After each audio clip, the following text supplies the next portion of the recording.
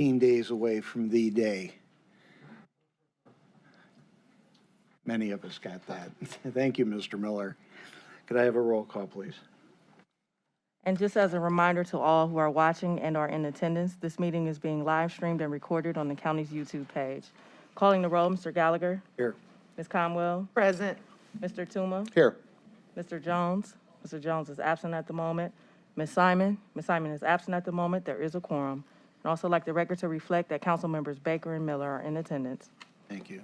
Is there public comment? No, Mr. Chair, no one is signed in. Okay. Committee, in your packets, there are the minutes of the February 1st meeting. If they're in order, I'll accept a motion and a second. So move. Thank you. All in favor? Aye. Against? Thank you very much.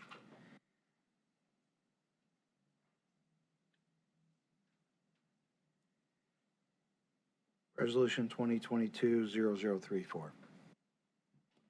Resolution number 2022-0034, making an award on requisition number 7649 to Vance Outdoors in the amount not to exceed $611,484.50 for the purchase of replacement ballistic vests, SWAT vests, plate carrier, and helmets for law enforcement and protective services divisions.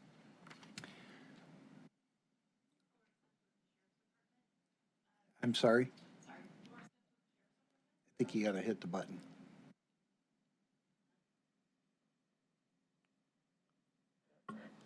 There we go. Is that better? Yeah. Okay. Sorry. Laura Sims with the Sheriff's Department. This is for a contract for 5 years for ballistic vests for both law enforcement and for the Protective Services Division.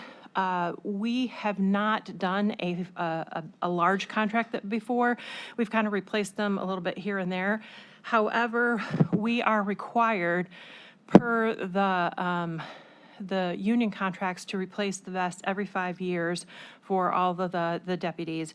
In addition, this is the National Institute of Justice standard for ballistic vests that they are replaced every 5 years. In the past, we've had some issues because we haven't had a large contract like this where we've gotten to the point where the vests are needing to be replaced and then trying to get the procurement through, so we've had some grievances that they haven't been being replaced in a timely manner. So this contract would alleviate that, as well as provide the 5-year worth of service to have these replaced. And so we felt that this was a better way to go forward with this contract. It is over 5 years, so the total of the contract is going to be, hang on a second, about 300. Oh, sorry. I'm sorry. Thank you. $611,484.50 for the 5-year period. So for the current period, it would be about $44,000 for law enforcement and about $30,000 for protective services. So approximately $70,000 a year. The only difference is that the SWAT estimate is going to be a little bit more. The ballistic armor for SWAT, each of the protective service, law enforcement, and SWAT have different ratings on your vest depending on what they're doing. You have to have, like, the SWAT has to be able to take a rifle round, right? So that is a higher rating, so those are more expensive. And in addition to that, they also have Kevlar helmets as well, so that those will be a little bit more expensive for that. And then protective services are a little bit less because as security, they don't have to have the same requirements as the deputies do. Any questions? Is there a necessity to move this forward? I see April 1st is the go date on this. This being March 1st, so we'd have a month to put this for 3 readings, or you? We can do it for the 3 reading period. I mean, we don't have to expedite it if we don't need to. I mean, we have the vest right now. The sooner we can get this squared away, the better it will be, because then we can use the contract to start moving forward instead of piecemealing things together out of our current budget. Questions? Through the chair to Mrs. Sims. All right. What is the use of the old vest? Are there any? use? So no, once the vests are over the 5 years, you can't use them anymore. They're not. Just throw them out? We have to because they're not considered safe any longer. And last time they were purchased? Well, again, we haven't ever done a contract like this. So when a new person starts, we buy a new vest. And when it's 5 years, we kind of do that. Now, part of the problem with that is it kind of piecemeals things a little bit, and it makes it a little bit more difficult to get the stuff. With this new contract, what we're also setting up is a place for them to be able to get them fitted properly on an ongoing basis, so that way we can do this in a more coordinated fashion instead of sort of slipstream with it. Okay, and is the vendor the same as Um, previous? So we have not always used the same vendor in the past, okay? But this did go out for competitive bid, and this vendor is the one. So we've had more than one vendor in the past that we've gotten the vests from. This one is just the one that won this one. And we have used them before and have not had any issues with them. So how many were in the how many sent in their bid? I am not sure. Do we have the agenda? Three.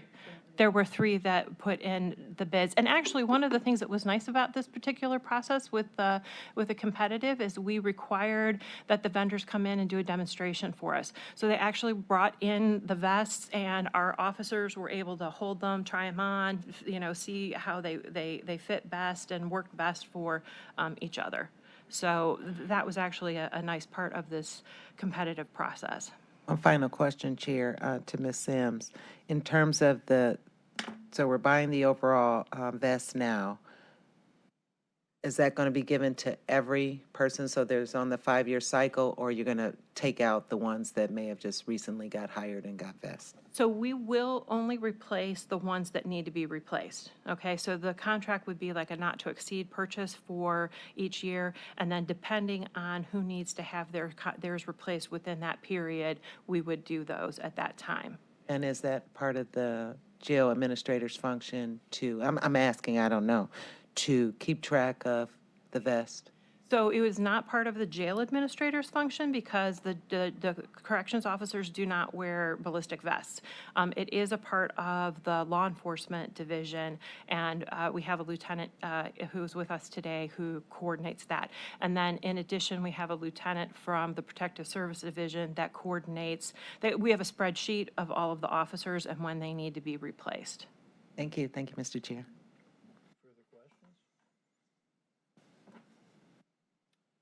Hearing none, I'll accept a motion for Resolution 2022-0034 to full council for second reading. I'll make that motion. Second. A second, is there further discussion on this item? All in favor? Aye. Aye. Against? Thank you for coming. Thank you. Mr. Applebaum.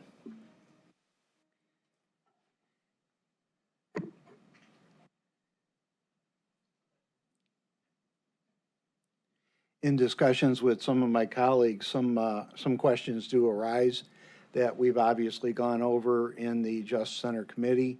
And when those questions come up, they're good questions. And I think as we approach getting closer to our property purchase, our design of the facility, where it's going to be, what it's going to look like, and how high up or how not how high up we go, I think it's important for us to get the academics out of the way on how we came to the conclusion of a single level, second level, third level, and onward cost, concerns, safety, and if you could take us through that, I think that would be helpful. And in the future, as these questions arise, I'll bring you back in and we'll further discuss anything so the council's abreast of anything that may be concerning to them.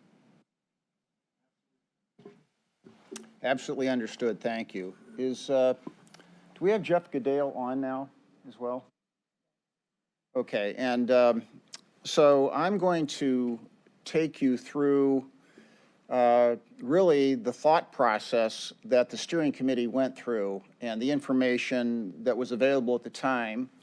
A little bit of an update on some of that information. Jeff Goodale, who is our criteria architect, is on the call, and he's available to answer questions and to verify or to give whatever views he has on the topic. Also, the sheriff and Rhonda are here. Keep in mind that when the jail was first programmed, neither the sheriff nor Rhonda were here, but the conclusions that were reached, we've obviously gone back and reviewed them all. And I'm going to invite both the sheriff and Rhonda to amplify on what I'm telling you, because a lot of this has to do with safety, security, operations, and they are obviously experts in those fields. I'm going to point out that the information that I'm presenting today, particularly when it comes to comparative costs, I've reviewed this once again with DLR and their whole team, and they, of course, were our programming consultants with the HOK team. The other thing I do want to point out, and I don't want to talk about this issue that much, but I've also reviewed this, as I do everything I do as an owner's rep, with my partner Kitchell. When you look at our logo, you notice it's PMC Kitchell. Now, Mr. Gallagher has seen Mike Wass, and he's seen Kitchell, and he knows that they've been involved at every step of the way. You have not seen Kitchell, because I show up as the spokesman. And the only reason I want to point this out is about half of the effort that we made in programming as the owner's rep, I did in reliance on Kitchell, which is one of the most significant jail builders and experts in the country. When I took this assignment and when I interviewed for this, it was with Kitchell at our side. You've known my experience on large construction projects and managing them and developing them, and the past work I've done for the county and community impact projects. We brought Kitchell in as part of our team as our jail expert. The only reason I mention this, and while I don't normally want to dignify a response, you have had an individual come here a few times and talk to you as a counsel at the beginning of meetings, making a lot of accusations and saying a lot of things about this process. One statement that he has made is that you have an owner's rep with no jail experience. You have an owner's rep teamed with one of the most sophisticated jail builders and consultants in the country in Kitchell. So I want to point that out just so there's no confusion about that. If you were relying just on me alone, you would be making a mistake. You're relying on a team of people who come in and look at all of these issues and all of these questions. Okay, so with that in mind, let me, we have the presentation up. Okay. So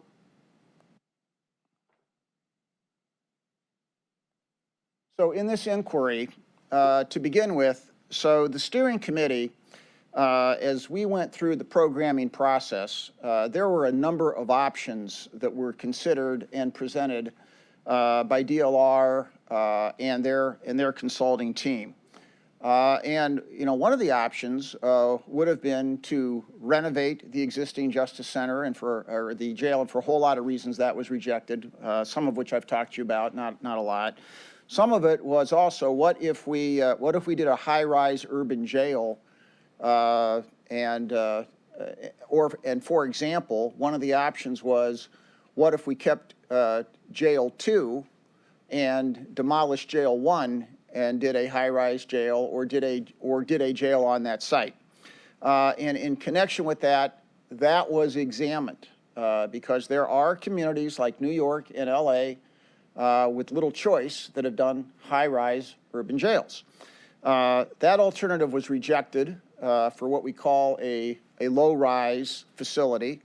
And by the way, sort of the division point, you get into the high-rise code when you get over 75 feet. That's a technical distinction, but a low-rise would be single level, or even a 2/2, which we've talked about. Even on an administrative floor, that's still a low-rise. When you get above that, you get into all the issues we're talking about in high-rise. So the key issues that were considered by everybody at the time were safety and security, building operations cost, and that's both the cost of construction and also the cost to maintain and operate a high-rise structure.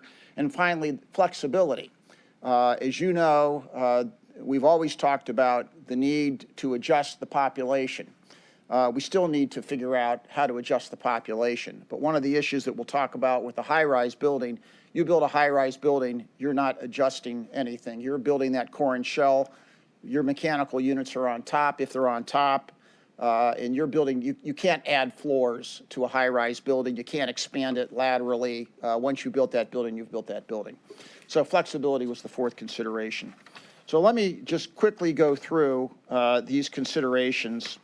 And like I say, I'm going to ask Rhonda and the sheriff to amplify. On safety and security, big issues in a high-rise, first of all, emergency evacuation. If you have a fire, your ability, it's difficult in a high-rise. You know, it's one thing if you had a hotel and everybody in that hotel could simply leave their rooms, go to exit stairs unaccompanied. Obviously, in a jail, you can't do that. You have security issues. You have to figure out limited areas of safe refuge still with security.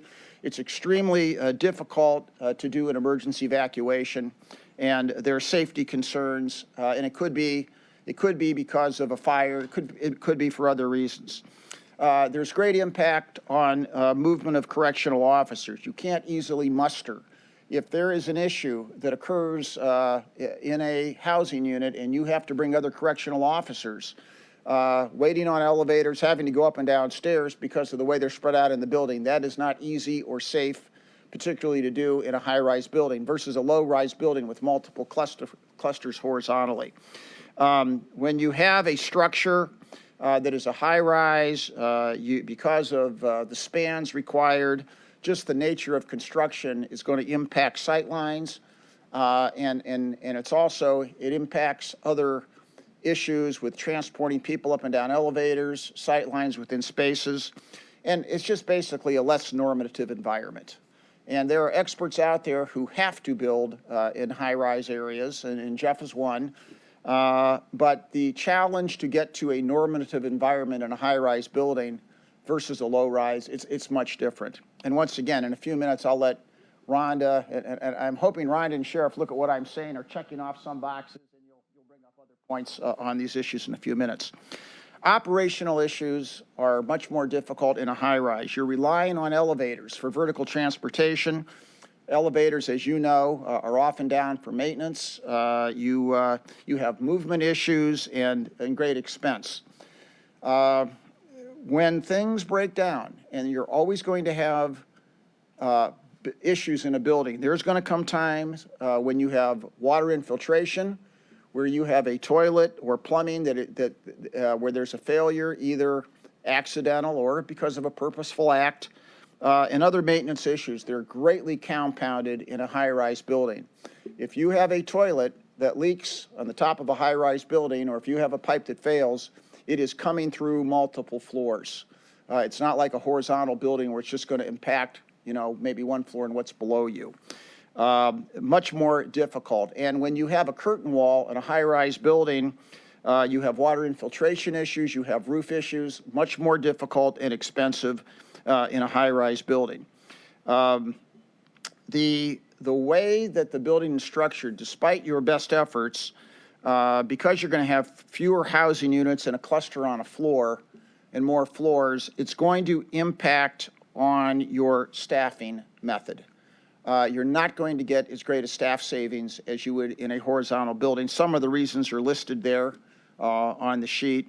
But that's going to result in an increase in staffing and operational costs. And in a minute, I'm going to talk to you about what those numbers look like according to our experts and based on other projects which have been done. There's a huge difference in construction cost.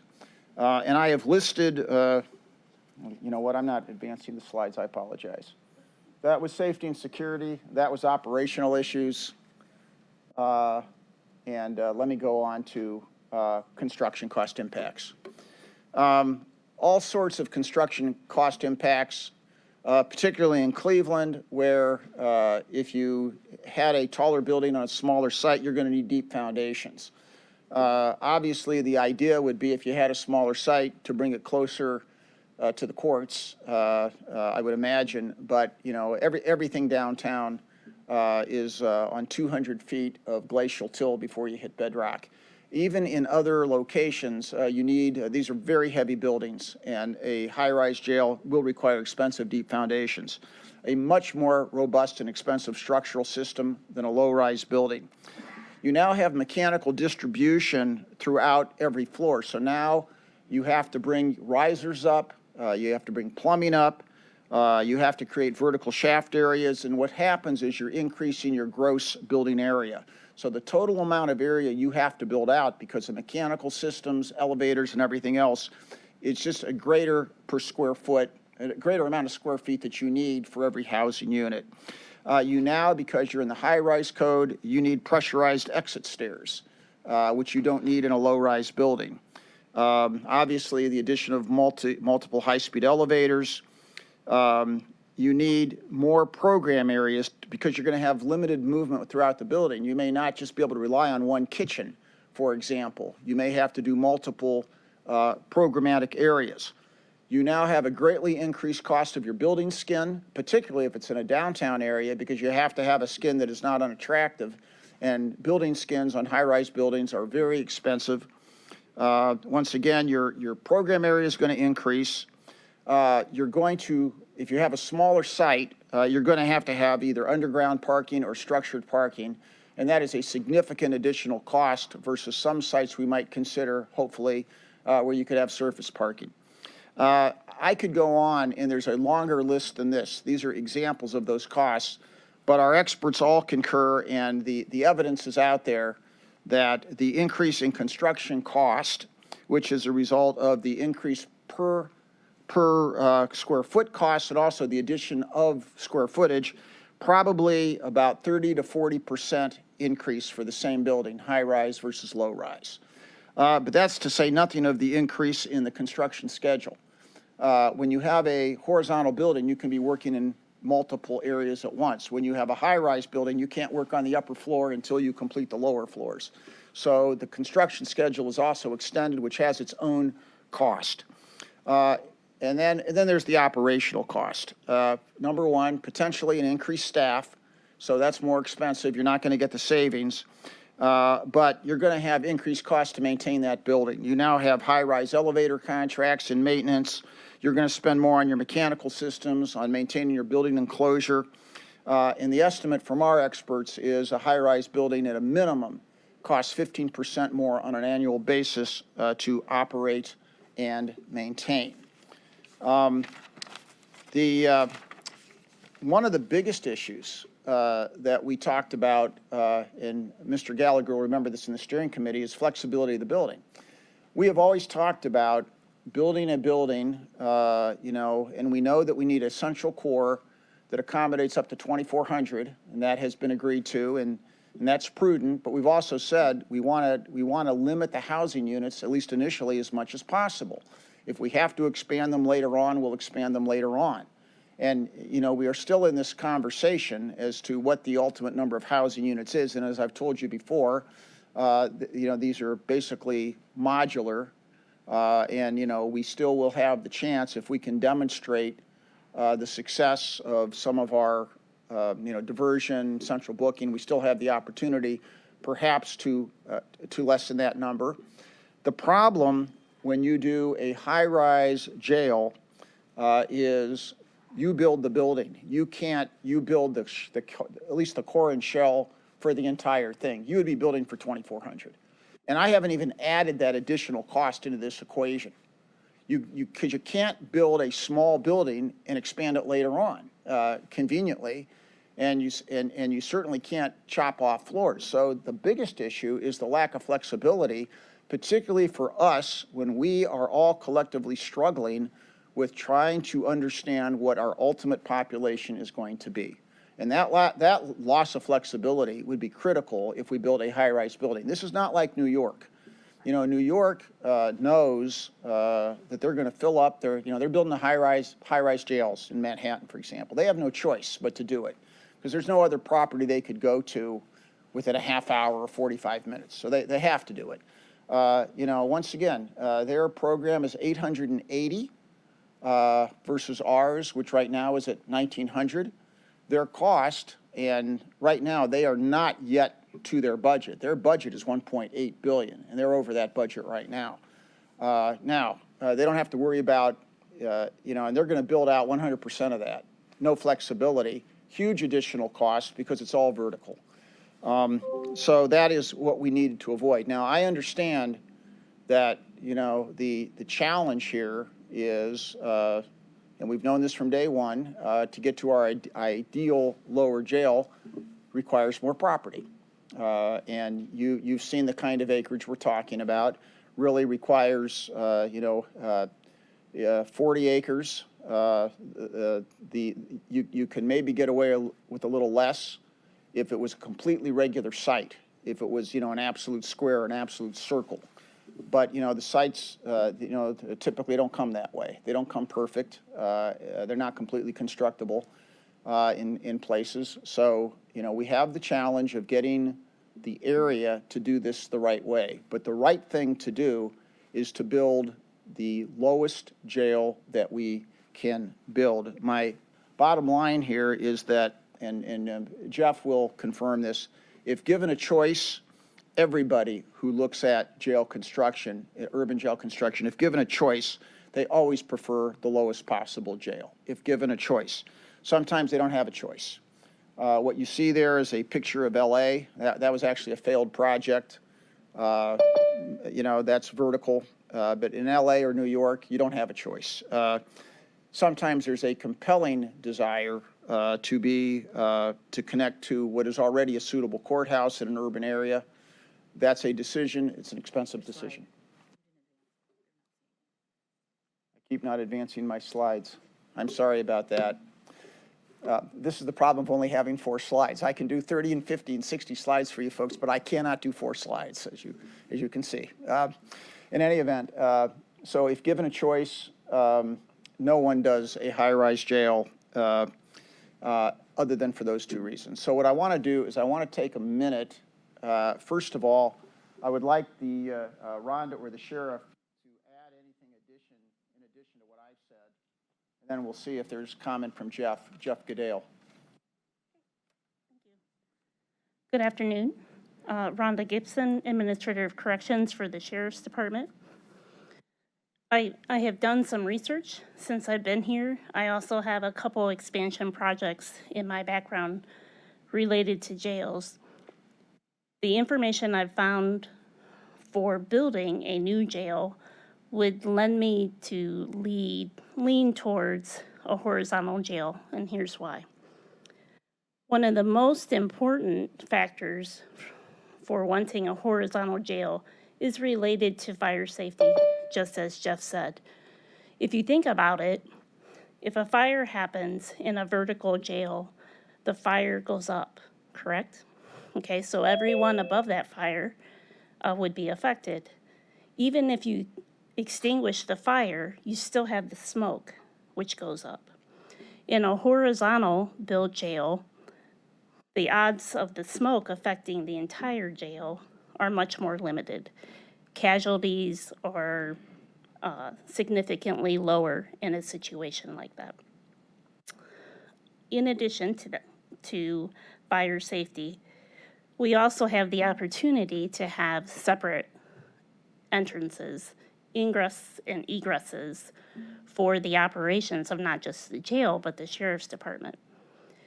Some common complaints that we experience are inmates coming and going from the same entrances and exits as our staff.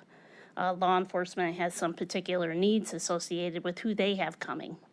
So you would want, as a best practice, to have separate entrances and exits in a vertical design that's somewhat limited because you only have so much access on each side. Another reason for horizontal recommendation is related to docks. I'm sure you can imagine that a jail has many types of deliveries which come. Food service, supplies, equipment, and And Public Works also has some needs for separate entrances. Again, having a vertical style building limits your ability to have different types of dock areas. Garbage disposal, another one. You would prefer not to have your garbage located in the same areas where you're having your food delivered. Sally Port operations, that's another reason for horizontal. A couple of the institutions that we've already looked at have had very large Sally Port areas to accommodate those going to prison, those going to other locations, and separating those from inmates that are just coming into custody. Right now, we're limited in scope in what we can do in the present vertical type building. Jeff also spoke about, we have talked considerably about the two-tier design, which is essentially 2 floors within a single floor of inmates. So if you think about it, we are looking at multi-level, not just one single floor of housing for all conditions. A particular item that we deal with daily inside the current vertical jail is noise level. In my area, directly above me, 2 floors above me, are inmates in cells. And when inmates act out, they commonly kick on the doors, sometimes to the point where it's so much that it pops the doors open. I can directly hear that in my office as well. The whole warden's office deals with it on a daily basis. Plumbing leaks, Jeff spoke about that as well. We just recently had a pipe that burst, which affected a couple floors, not only on the jail side, but the sheriff's department side.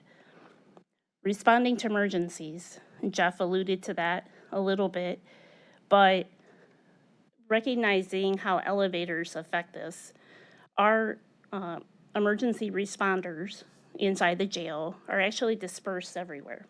So when a critical event hops off, they all respond at the same time. And if they're all waiting to get on an elevator, there's going to be significant wait for that. In addition, if they're taking the stairs, for me, that increases the risk of injury, either falling up or falling down the steps. Another item related to staircases and elevators is they are very difficult to surveil. You would need many cameras to see the different angles in those areas. It's not that it can't be done, it's just that it's a lot of resources for smaller areas. What I've read and what I've seen is vertical jails are typically more manpower extensive. So it might look like it's easy to have one supervisor for 2 floors. However, when you factor in elevators, stairways, and what's gone off on each floor, it's not as easy as what it sounds. Another common situation that we have is parking limitations for our staff, and visitors talk about it as well. But specifically for staff, the safety of our staff is very important.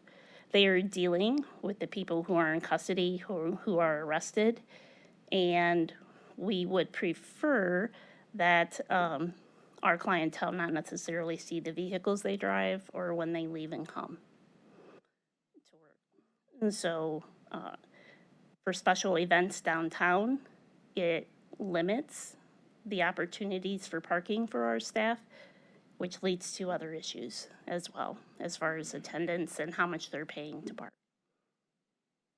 Those are my comments. Any questions for me? Thank you.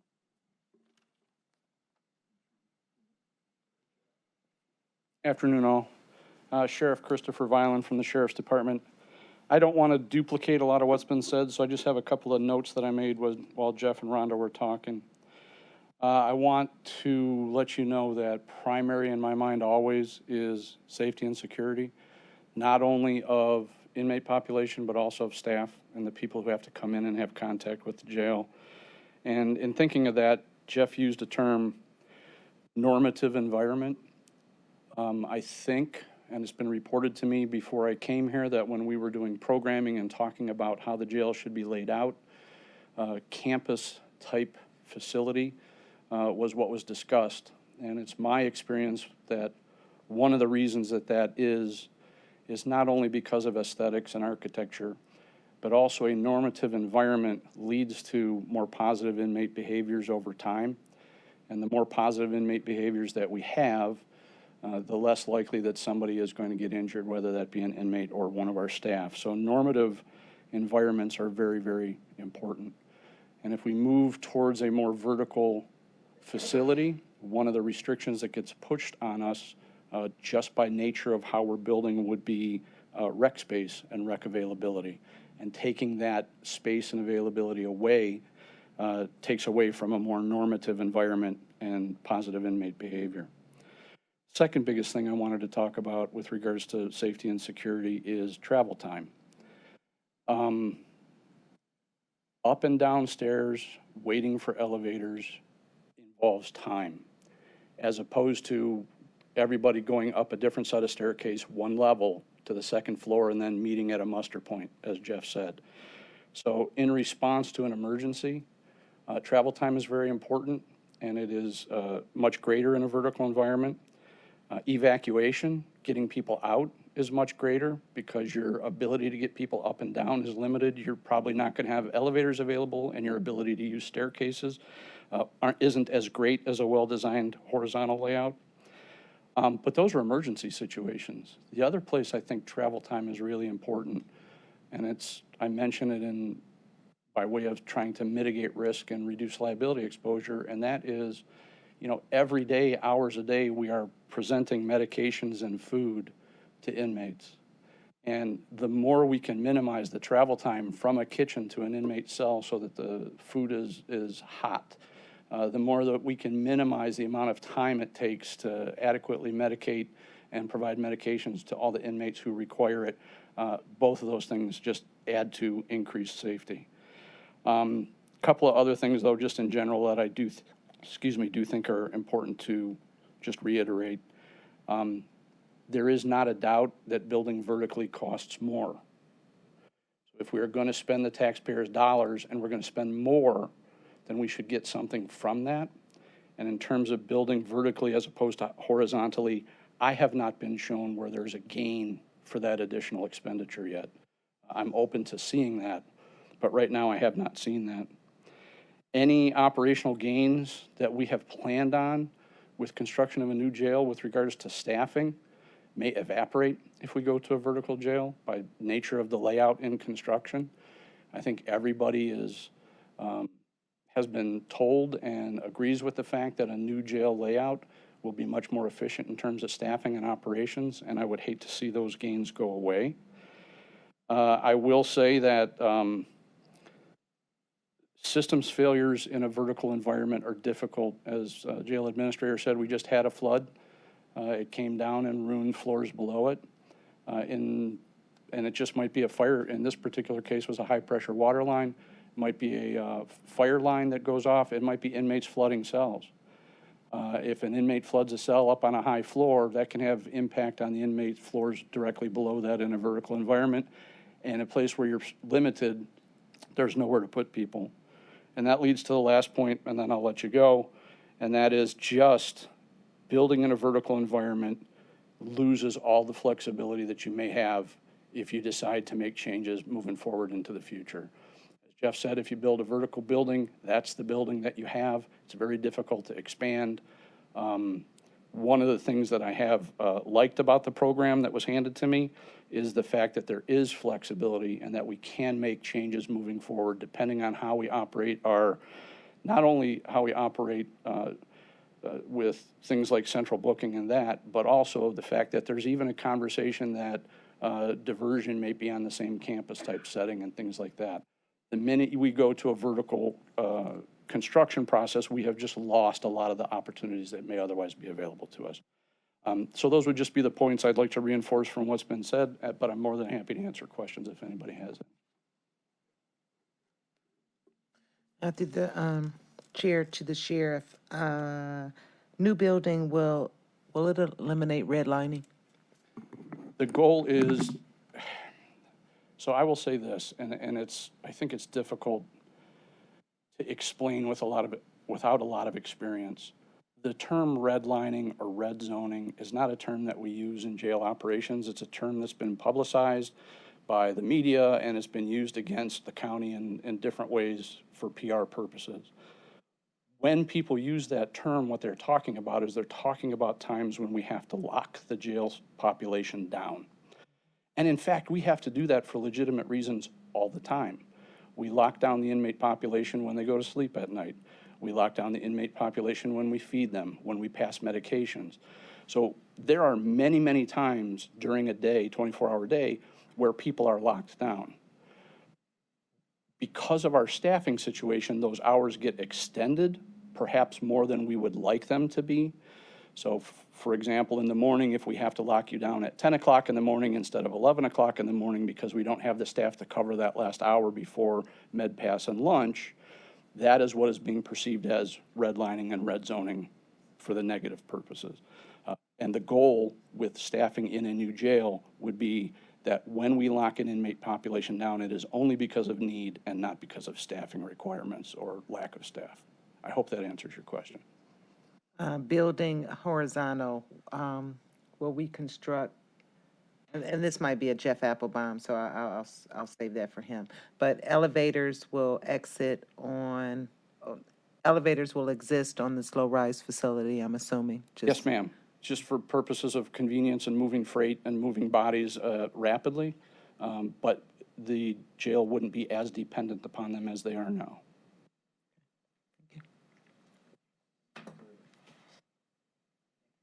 Thank you.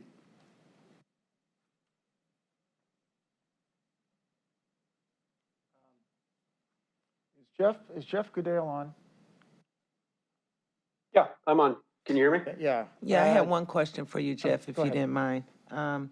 Building horizontal, will we construct to add on necessary floor in case it's needed? Was that a thought, kind of like we did with the convention center? The, absolutely, any plan that we have right now, the horizontal plan, has built into it an area for expansion if needed. In fact, if you, well, I don't want to get into that.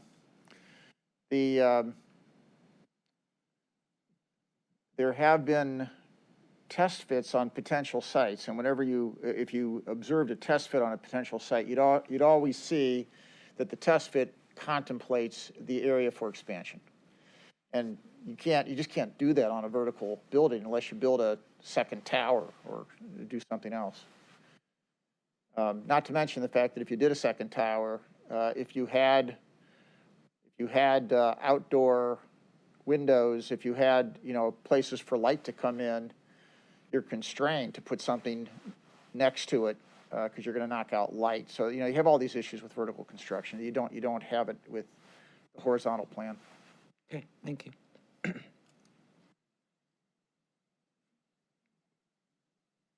Didn't want to speak before your members. We're good? Yes. Can you finally answer the question that the structural shape of the Justice Center as it is today, is that center in such repair structurally that it would be better to vacate it than it would be to occupy it? Even though you may choose to have a campus setting and all the positives, and I agree, I hear you, I understand that. But just as far as the structural shape of that building, is it something that you would recommend we raise, or whoever perhaps down the road would buy would raise it and build something else? Can I separate that question can I separate out the jails versus the rest of the Justice Center? Well, I'd like to know both, so you can separate it out, but I'd like to know, because I know there's talk of the court staying, and is that a place where you would suggest it's structurally sound and economically feasible for them to stay? I can answer the question with the jails for sure. And I can tell you that based on all the analysis that was done and has been done, there is no reasonable ability to maintain or continue to use the jails, particularly Jail 1. And part of that has to do with the fact that you cannot change the configuration of the jail and you cannot operate it successfully. Do you want to comment on jail? Yeah, just so you know, Councilwoman, currently as constructed, the jail does not meet Bureau of Adult Detention standards in several areas, including light and including communications between inmates and staff. And since I've been there in the investigations that we've done, there is no way to fix that. So therefore, we will never be able to comply with many Bureau of Adult Detention standards in the current facility as it stands. To me, that would be determinative because there is a risk and liability exposure inherent in that. So if I may ask then as a follow-up, are we saying that the structure is sound in construction? They're not worried about it falling, we're not worrying about that that structurally it could be a problem for anyone else who might find a use for that building, that they should not occupy it because the structure of the building is not safe? Or is it just we're talking about a better way to build jail? We talking about the jail? Talk about the jail? The tower. We're not, Justice Center. we're here for the jail. Okay, for the jail then. As mayor, I want to be fair to everybody because we just started discussions about the Okay. tower. So right now we'll concentrate on the jail. Those answers Yeah, should be becoming. And I wouldn't feel, the issue with the tower is so complex and difficult, and we haven't ruled out possible solutions that involve renovation.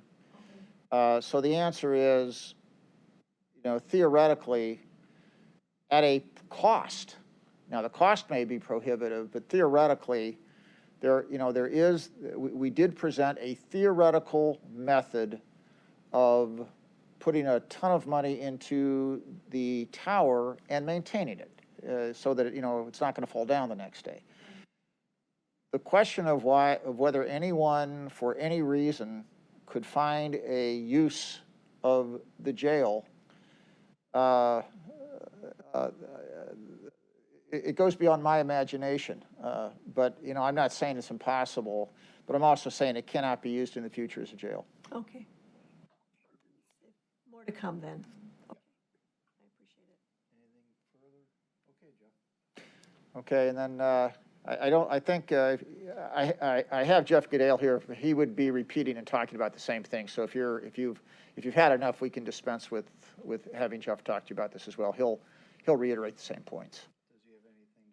Jeff, I would add on the previous question though about the usefulness of the current jail structure. If you were to do a selective demolition to take everything away from it, to leave just a structural system there, Right. because of the nature of the construction of the cells and all the other systems, it would be very expensive to demolish in place everything there to leave a structure. So I think along what you said, the structure may be able to be useful, but it would be expensive to get it back down to its skeleton.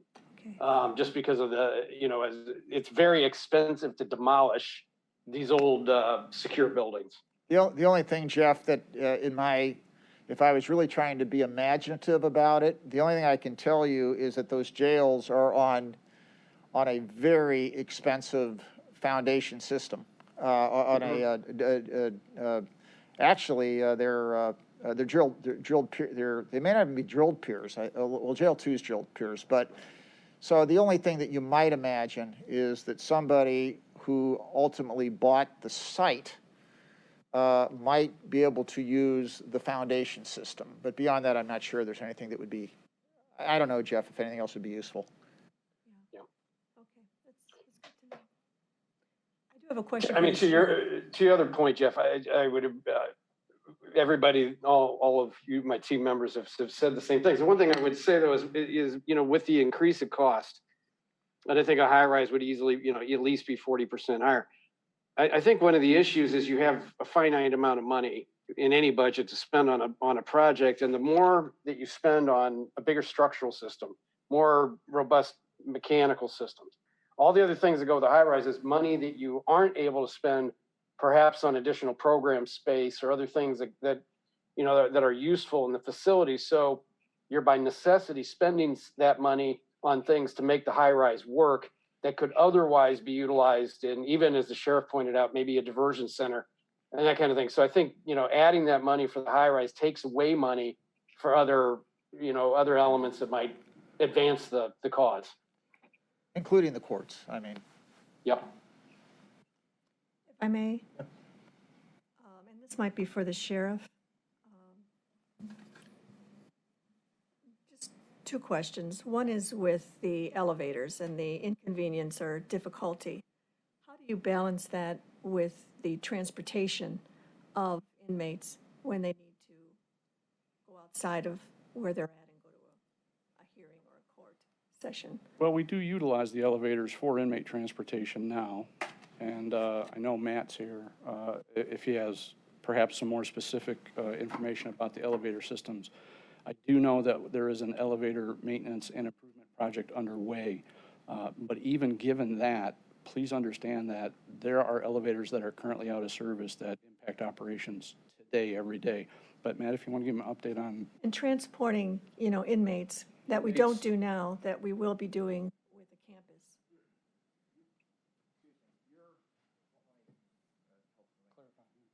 You're talking about the need to bus. Yes, So you're talking about the comparison of Yes. of the costs to locate Elevators. versus, Yeah.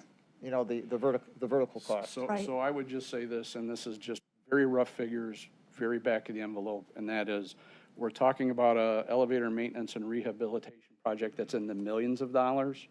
And when we're talking about transport, we're talking about vehicles that are in the hundreds of thousands of dollars and staff. It's just at least 10 times less when you look at scope of costs for transportation. okay. Good to know. Another question for you, and I know we talked about redlining, and redlining I thought was more than just lockdown. I thought it was putting more than what should be in one place because we don't have the personnel to see them separated as they should be. Is that part of redlining? And I think that's where a lot of our difficulty came in, is that we were keeping too many people in one place because we didn't have enough eyes on them. That's those space limitations and combining people into single cells that would, or combining two people into a single cell that would otherwise be single, those things do happen. They are negative, but I don't believe they are what the media has referred to as redlining, and red zoning. But I'm sorry, I wrote. please redlining. don't use the term. That's okay with me. Yeah, yeah, sorry. But my recollection is correct. That's separate issues. Overpopulation, which requires us to place people where they shouldn't be, is separate from how we lock inmates down. And similarly, it's separate from how we assign staff throughout the facility and how much they're responsible for as well. Do you feel that with a 1 or 2 story campus, that overcrowded, if it's overcrowded in one place, it'll be overcrowded in the campus setting too? Do you feel that that would be an easier task to separate those that, So if we don't have enough space, it doesn't matter whether you build vertical or horizontal. If we build horizontal, what we do is we create things in the architecture itself that allows us to manage those populations more efficiently, and hopefully with less staff and more technology, and as Jeff said, better sight lines and better design and things like that. But if we're overpopulated, it doesn't really matter which direction you pick. and finally, if I may ask, the spreading out of personnel and inmates and all in a campus setting, Is there any concern at all that because you are more spread out and not compacted where you can kind of be all in one, that there might be some issue of, So- making sure it's managed correctly? One of the things that we've done, and Jeff Goodale and his team have been very good at laying out adjacency diagrams and things like that. And as we move into the actual design phase, the jail administrator and I are very cognizant of the fact that we have to talk about travel time so that a horizontal campus where you have to go 7 football fields to a stairway is not any better than an elevator shaft, and we're well aware of that. We haven't got that far in the design process yet, but it is absolutely a primary consideration. Travel time is important for a number of different reasons. Thank you, Chair, I appreciate you letting me. On the last point, I also point out that's the reason that we're not going, with the size of the jail, that's the reason we're not talking about a one-floor layout. There's a sweet spot. It's not one floor, it's not a high-rise. It's probably a 2-over-2, as we've talked about, maybe with an administrative level beneath it. But that gives you the benefits of what I've talked about with low-rise, but it also doesn't give you too long a linear travel time. So that's it. And also, there's a big difference between the elevators that you would have in this low-rise concept versus high-rise elevators. These are primarily service elevators. They can be for personnel, but they don't have the wait time, and they're spread out, and they're smaller, more expensive, and don't have the same operational cost. Thank you. So with all this discussion about a low rise over a high rise, it seems pretty clear that, low rise is a favorable way to go on this. Was there anybody in particular who thinks that a high rise was, the way to go on this? Because it seems like it doesn't even, at this point, at least, it doesn't even seem like it's kind of a no call, but there were people then on the steering committee who were in favor of a larger. I think that was a 12-0 vote. Most of everything that you see here, which surprised me, was a unanimous vote on the committee. And again, once again, to reiterate, and I'll keep doing this, we're back here because this is where the decision's going to be made. So that committee's doing their job. They're doing a really good job. But I believe this was a unanimous vote because what you're hearing here, we heard more drawn out information, and the more you hear, the more you realize when you go up, you run into trouble. And I keep saying the word ideal. Ideal would be one floor, but nothing in this world's ideal. But the least high we go, the better off we're going to be. What you find out in this process is that there are a tremendous number of opinions. And what happens in this process is you then get facts. And as the facts get larger and more well-known, the opinions get better. So, and it's not atypical. I mean, a lot of people, started out with the assumption, why wouldn't we just build a new high-rise jail right next to the existing Justice Center? Why wouldn't we put a courthouse into the Global Center, which of course is a fraction of the size you need? So you get a lot of opinions. The key is you just have to keep working through the facts. And we have a lot of experts doing a lot of due diligence. And so as the facts emerged, the issue of high-rise went away. But it wasn't until, we had to go through this process, as Councilman Gallagher has said, we had to go through it, review it, have a lot of conversation before people got to it. And then you had a lot of people who disagreed that suddenly there's a 12-0 vote. Now, as time goes on, people kind of forget maybe what the facts were, and you have to remind people, but that's the nature of this process. Okay, no, I appreciate that. Thank you. If I'm hearing you correctly, the one floor is actually not as efficient. The walking from one end to the other is really, you would rather now call a low-rise jail a 2-floor. That is the preferable, if I'm hearing you correctly. We never even if you go back to the program, low-rise never meant one floor. It could have, I mean, a one-floor jail clearly could be a low-rise, but a 2/2 was always something we talked about as a potential low-rise solution. It's the difference between that and something that's literally over 75 feet at a high-rise. So, but we did do layouts. First of all, the amount of property that we would have to do one floor, you know, would be even more of a challenge than we're having. And second of all, we just looked at the travel times. The travel times to spread this all out on one floor, I mean, literally, you know, it looked like you'd be going a third of a mile. You just couldn't do it that way. You have to stack it to some degree. But as long as you're only going up from one unit to another unit and only going up a few, you know, a flight of stairs or two, it's not the same as a high-rise building. And it is the conventional solution for low-rise structures anywhere. I mean, this is what others have learned over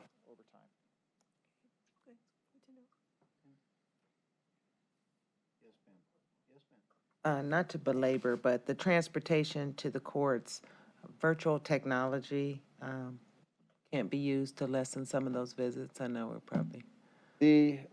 So this gets into the conversation with the judges and others, and we are going to maximize, to the extent we can, we are building in all of those options for doing that. And, you know, the question is, you know, how much will behavior change to utilize that? But the opportunity will be there. You know, we're going to encourage that, but there are also, you know, those who say, perhaps rightfully, that you still need the in-person contact. So this is a blend.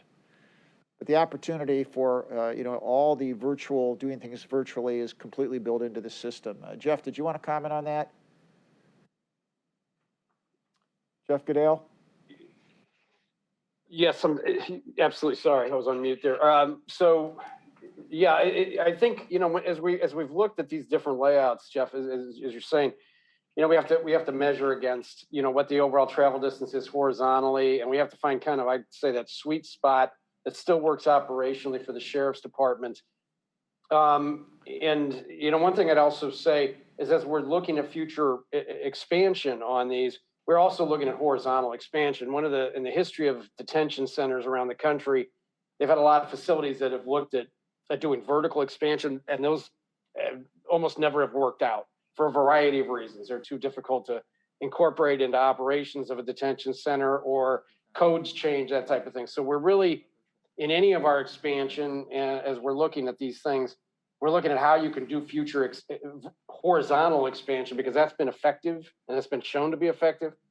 But you know, Jeff, to your point, I mean, all these other systems and everything are being evaluated as they work in anything from, you know, say 2 or 3 stories. But I think importantly, as we're say looking at 2 levels, maybe above a base, that campus feel, the benefits of a campus, and and I think the enhancements for the sheriff's department to operate efficiently and be able to, you know, again, deal with emergency situations and everything, still work really well. And we're measuring all of those with them, you know, and certainly will be with our design builders in terms of overall construction costs to find that right combination that fits well with the sites that we're looking, you know, whatever sites we're looking at, and how that future expandability is going to work. So on the issue of virtual versus in-person opportunities, Bob, do you want to? Oh, I'm sorry. Yeah, why don't you both I'm talk sorry about that? Well, I think, no, go ahead. No, sorry. go ahead technically, if you're going to talk technically, and then I'm going to talk court culture.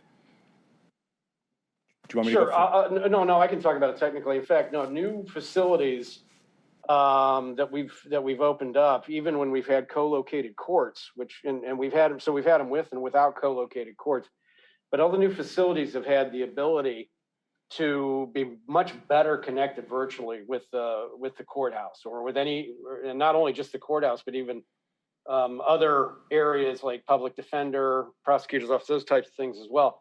But in the new plan that we are putting together, we through the use of technology, we're able to include hearing rooms and other video capability that can connect directly to the courthouse. We've even been able to do that where we've been able to connect a housing unit where a person in custody would be with the judge's chamber, so they could actually do a status hearing very quickly without having to move a person in custody at all. And so the new facility, as we're planning it, not only in terms of the physical plan, but also the budgetary plan, is to be able to have ample hearing and virtual opportunities throughout that facility. I think right now, Jeff, we have maybe 51 units we're looking at, because that's the accommodation for all of the different general population, but also special housing, mental health housing, and so forth. And we have 51 units. All of those will have a minimum of one, but often two or more virtual stations where they'll be able to connect back to the courthouse. And given the nature now of broadband, Wi-Fi, that type of thing, that ability to actually do that connection is even more and more possible. So the new facility will be wired and outfitted in a way that can enhance that opportunity for the courts. And then Bob, you can follow on the other portion of that. So with the advent of, Bob Corey, Public Safety Chief, Mr. Chair, with the advent of COVID in the jails, what that has provided, in addition to a whole host of problems, are all those opportunities that we talk about. What are some of those opportunities? To increase the ability to have more efficient court hearings, attorney visitation, while the inmate never leaves the jail. We have exploited that. The court has taken advantage of that, and the court has insisted that the jail make their inmates available via Zoom hearings, securus video, et cetera. That culture has to continue. And if we're going to reduce the number of those transports, the court has to work with the jail to be able to come to a culture where hearings are actually scheduled on time. Cattle calls can't exist at 9 o'clock for, 50 people to come to a pretrial. During the course of the Zoom COVID environment, they even built a court scheduling matrix, which is typical for many courthouses in which trial dates are known. And then jail staff, sheriff's deputies who have to transport inmates sometimes to the court hearing itself or to have Zoom hearings, those hearings are known. That culture has to continue. And if we're going to invest this kind of money in a jail, then practices, more efficient practices, have to accord to that. And not the other way around, Jeff. We're doing some of that stuff already, which is a That's correct. thing. And on the one hand, if you are concerned about delays because of an inmate being transported, no longer can you simply just call up an inmate at the last minute, right, and have the sheriff's deputies jump and go find someone in the jail and hunt them down from the psych unit, et cetera. Now you have to schedule things, and you have to do some forward thinking. And then to avoid those transports, schedule the Zooms. In this case, we're going to have high-tech, as Jeff pointed out, high-tech courtrooms built right in the jail. Let's take advantage of that. And the court culture needs to move with that, or continue to do so as they have been during COVID. You're the point person for the court at the steering committee. More like a target some days, but yeah, Just right. making sure that they're, interested. And I don't have a problem with their day when they're sentenced or whatever, to be in the court. But I think we could really eliminate some of that transportation and all that. And Be wonderful. The building, getting this building built, the technical issues of getting this building built are great. Behavioral issues are equally great because it doesn't help you to have the technology and doesn't help you to have a lot of these systems if behavior and how people use the building as it's intended doesn't happen. So that's a big part of this.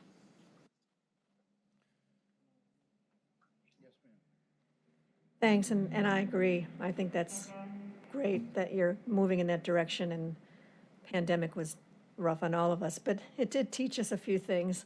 I don't think we'll ever go to phone conferences anymore. It'll be Zoom meetings, but I'm glad to hear that direction. Two things in your research of jails, and you've done extensive research on that. Do you find that when they build a campus-like two-story jail, that the courts follow?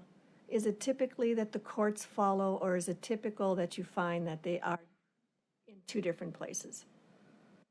What does your research show you when they build those type of jails? In other words, that the jail, when you say the courts follow, in what sense are we They saying? follow, they locate on the same property or very close to it. So what happened, and Jeff Goodale, you can talk about this, what we found out was that there was, for major urban areas, it was about 50-50 whether courts and jails co-located or not. So you had several situations like Philadelphia where the decision was made not to put them in the same area. One of the things that happens, though, that I have to tell you, the steering committee was not a place they were not willing to go. In those situations, or in many situations where they were co-located, the courts moved outside of the immediate downtown core. In other words, they moved further out from downtown where property was more available, where the jails could be more spread out, and the courts kind of agreed to go there, being outside of the core, which, as you can imagine, if you did that, you could kind of have your cake and eat it too. Well, the difficulty in this process, and I'm not casting any judgment on it, I'm just telling you what the decision was. There was a strong opinion that the courts had to stay down in the downtown Cleveland core, and in the realization that the jail, you know, as a horizontal jail, that obviously we're not going to find 40 acres to put a jail in the downtown core. So the principal thing that drove the decision was the courts have to stay downtown, the jail can't be renovated, and it has to go in some other location. Now, we did talk about the possibility of moving to a site that is away from downtown, and that was simply not something that was accepted by anybody, including the steering committee, the bar association. So that, I would say, is the driver. Jeff, did you want to say anything else on that? Well, I think that 50-50 is about right, Jeff. And it comes down to a lot of things. In some cases that we've recently had the co-location of the courts with the jail, the courts were in the kind of shape, certainly, that they really needed a new facility. And so a decision was made in those cases, Detroit being one of them, that, the cost of renovating the existing court, which was really the only place the court could be in the downtown setting, was going to be either equal to or very close to what a brand new one would have been. So a decision was made to move it with the jail in that particular case. But we've worked with other jurisdictions where, and I think you've just hit some of the areas about how the overall legal community works, how the overall legal community, views where the court is located and how that works, are factors. And so in larger urban communities like Cleveland is, it ends up being about a 50-50 decision. One of the things that I think you do need to take into consideration is the ability to connect technologically. And I think the technological advances in being able to connect has helped perhaps with the idea that you could have them more separated if you're not needing to move as many inmates. And in the past, that wasn't really possible. And so that did drive a lot of that co-location. If I may follow, is the tower that exists there today, does that have the ability to use that upgraded technology between that and the new jail that would be built? Are we able to do that? Is that a fair question? Back on the tower again. Well, I have a hard time, I'm sorry, and I understand that it's, Yeah, we got a lot of work to do on that. yeah, let's see if we can answer a The jail, where we're at, jail's gotta go. I know. And the courts is undetermined. For right now, but we did get a price on staying in place as opposed to building new. What were those, Jeff?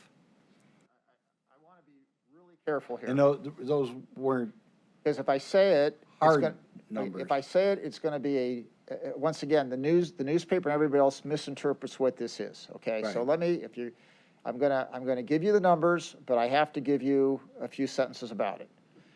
What we did, and you got to be very clear about this, we did exactly what you do in a programming exercise. You look at and keep in mind, this is not just about what's in the Justice Center. This is also about what is in the old courthouse. This is the domestic relations court, which, by the way, is the biggest problem of any court right now for a lot of reasons. It's about what is in the, where the public defender is. And so this is more than what's just in the Justice Center.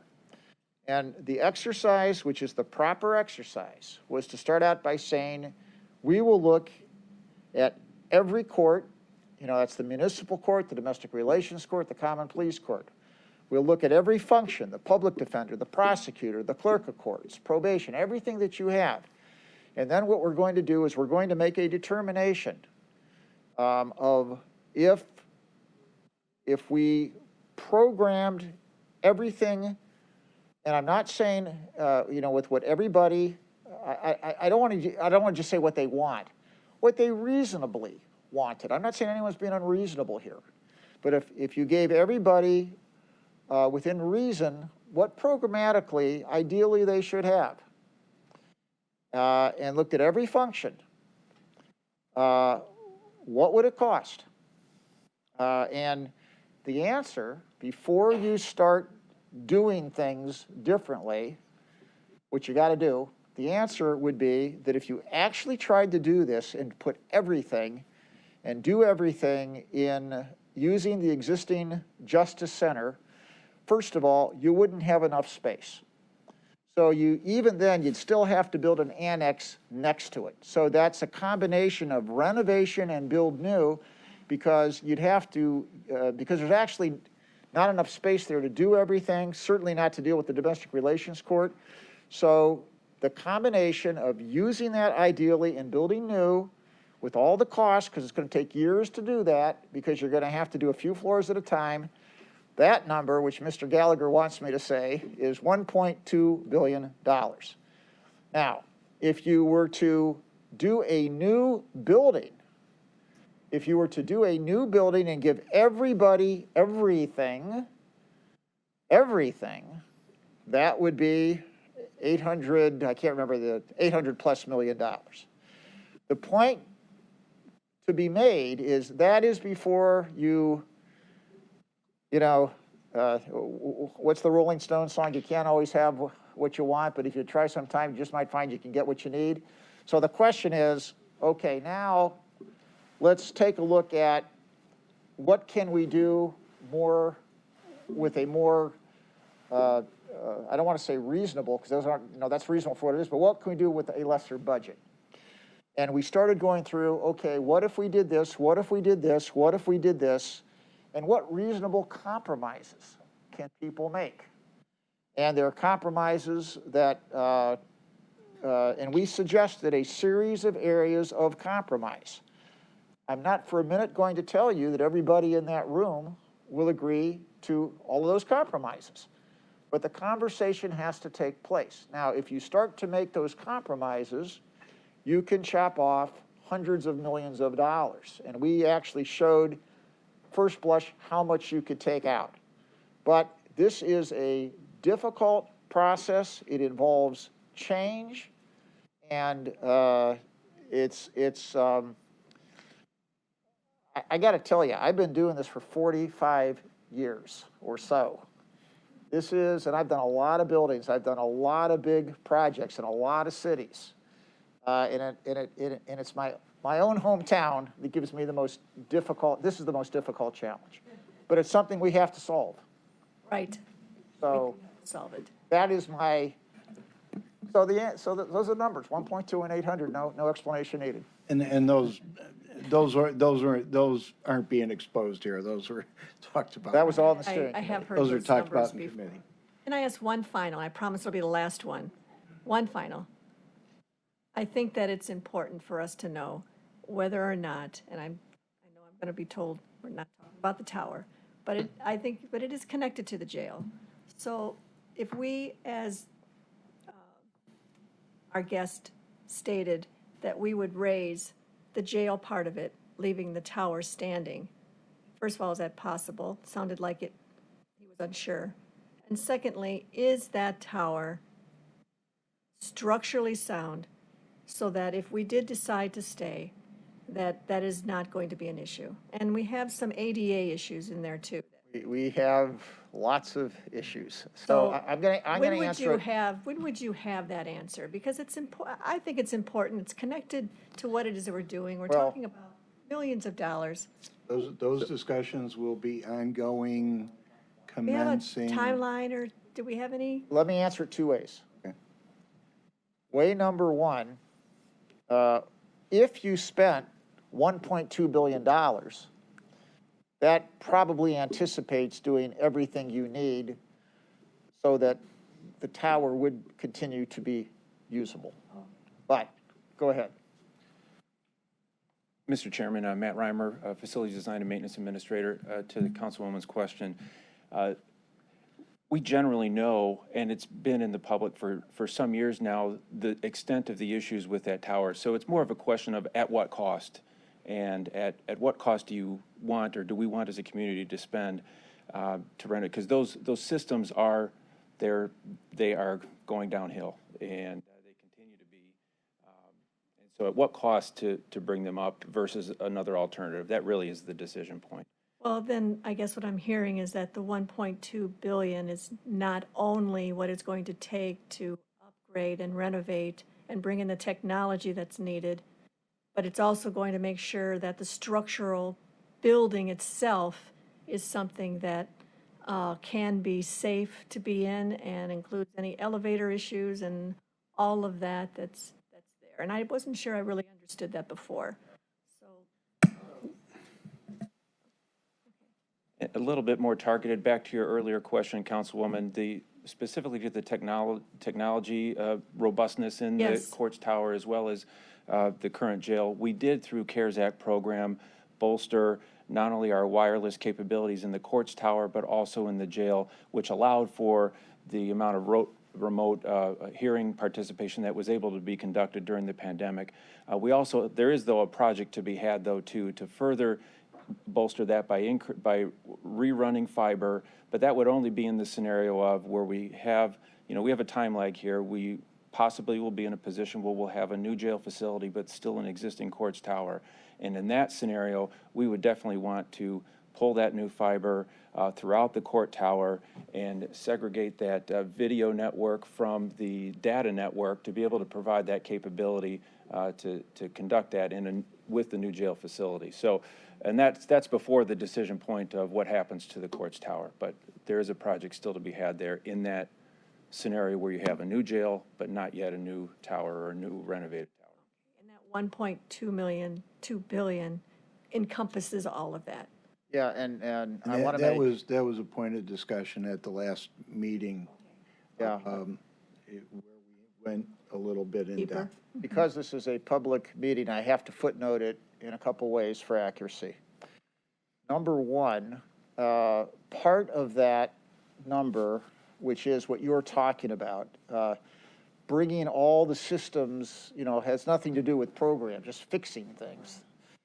Part of that is based on a very detailed report, an assessment that was done in 2013 and 2014, and it takes those numbers and takes those things and brings them up to speed. One of the things we did say, unfortunately, or as part of the process, because that study is now 9 years old, that has to be updated. So that is the presumption, but there could be some adjustments. Now, some of that money has been spent, but some of the systems have gotten worse. That's one thing. So that is footnote number one. Footnote number two is, yes, that $1.2 billion takes those costs advances them and puts them all as part of the project. At the end of the day, though, even if you spend the $1.2 billion and do everything we've talked about, programmatically, you won't get as much programmatically as you would if you built new, because there's still going to be constraints and things that you simply cannot change because of the building layout that you might want to do differently. Not to say it can't be a great building, but it's different. So that's the other footnote. Well, there will still be limitations. There'll still be limitations. There's always limitations when you renovate, and when you renovate let me just say this also, when you renovate a gorgeous building like the old courthouse, there's also a lot of benefits. You can be the judge of the historic benefits of renovating the Justice Center. People have different views on that. But there's always constraints when you renovate a building versus when you build new. Thank you, Chair, for allowing me to ask. I appreciate it. Mr. Chairman. Thank you, Mr. Chairman. Again, I understand Councilwoman Baker had a lot of questions on the tower, as do I. I want to say this for another day because I think it's worthy of discussion in and of itself. The only thing is, and by the way, that is 1.2 billion with a B, not an M, correct? That's yes, to renovate. It's the good news. It's a B and not a Z. Yes. Okay. Right. So as far as some of the reasonable compromises that you discussed, we'll get into this in greater detail when we have meetings. But one of the differences I see with respect to working on a jail and coming up with the cost of a jail, a lot of what we do or what we're determining on a jail is with respect to the safety and what am I looking for? Efficiency, those types of things. When we're talking about courts and such, we want convenience for our constituents and for, residents, citizens coming in. But one of the things that's going to have to come into play here at some point is, the stakeholders of that building at some point are going to have to come up with some kind of reasonable compromise. Because, to me, I'm going to lose my view of Lake Erie, or I don't want to share a particular room together. Those aren't things enough for me to go one way or another on a particular issue. Those are going to have to be things that are, ironed out at some point before it even gets to us, I would think, because that sort of stuff, it's part of the process. It's part of the, the sausage making, if you will. But I'd like to see that kind of stuff, done before it gets to us, And we just took the first step into that very long trek, our last meeting. Okay, thank you. I appreciate that. I know there are. The good news is that the chairman of your committee has no opinions on these things. So he understands that, and he's related to a judge, so he understands that. Okay. All right. The other issue, by the way, being that's a huge issue about working through that way. And the other issue is, frankly, what is the city-county deal? That's the other part of this. That's 30%. Sure, a lot to discuss. 27 to 30% of this entire program is the city. Hopefully we'll know that soon. Mr. Miller.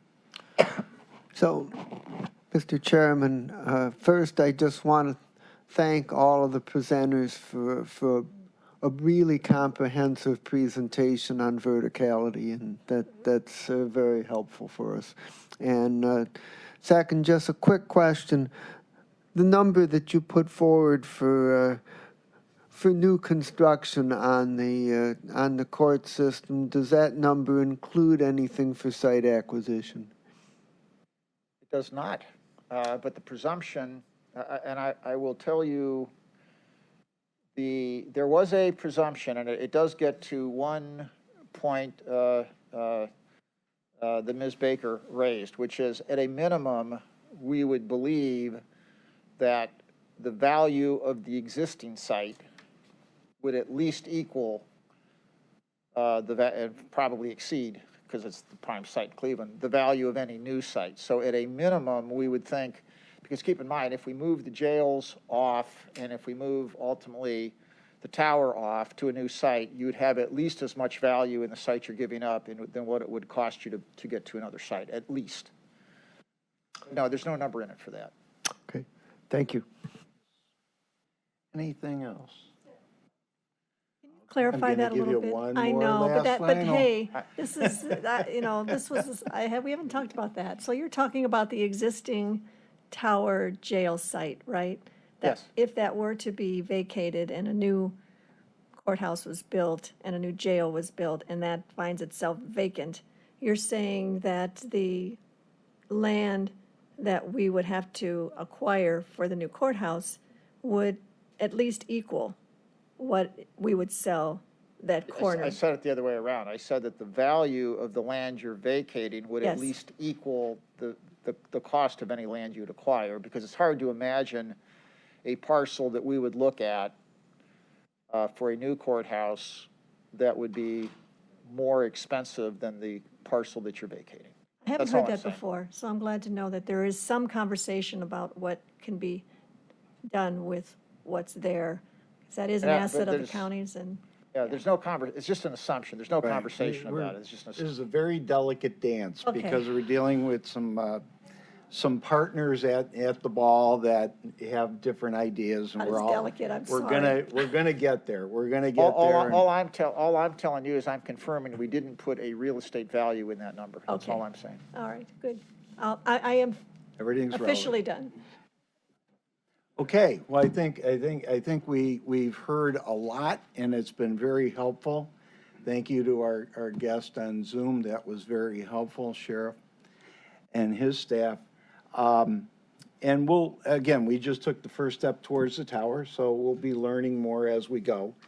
But I think the jail, for the most part, the work's done. We're trying to take that, as Mr. Toomas said, we're trying to take all that meat and make some nice sausage into it. So it's convenient for us all. I'd like to, is there anything else, Jeff? Anybody have anything else? Is there any miscellaneous business? I would like to thank you, Jeff, for you obviously as a child of the 60s or the 70s with your Rolling Stone reference. And I listened to you carefully. You got that pretty good. You must be a heartbreaker. Heartbreaker. I have a picture. Remind me to send you a picture. Yeah. That's all I'm going to say. Well, there's many pictures of all of us out there that we wish weren't, so. And I'd also like to note that in front of our building, the executive raised the Ukrainian national flag in solidarity with our friends in the Ukraine who find themselves under siege as a sovereign nation from the brutal dictator of the state of Russia. So we are one with the Ukrainian people. Hearing nothing else, thank you.